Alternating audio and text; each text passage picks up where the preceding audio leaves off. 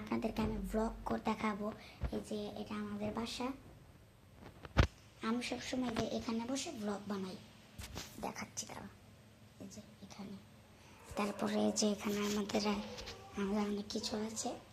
আর এরপরে আমাদের যে ব্লগ ওই যে আমার দিকে তো, তারপর আমার আব্বুর দিকে নামাজ পড়ছে, তাই ওদিকে নিয়ে যেতে পারছি না। এই যে দেখেন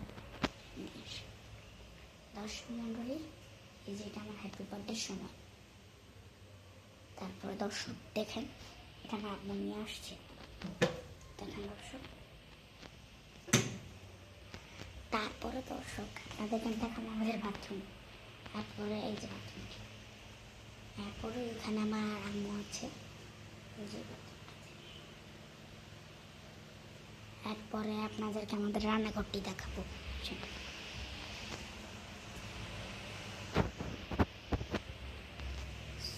তো দর্শক, এটাই আমাদের বাসা। তারপরে আমি কালকে পারলে নিচে গিয়ে ব্লগ বানাবো ইনশাল্লাহ। আমাকে সাবস্ক্রাইব করে পাশে থাকবে ইনশাল্লাহ। আলহামদুলিল্লাহ, আসসালামু আলাইকুম।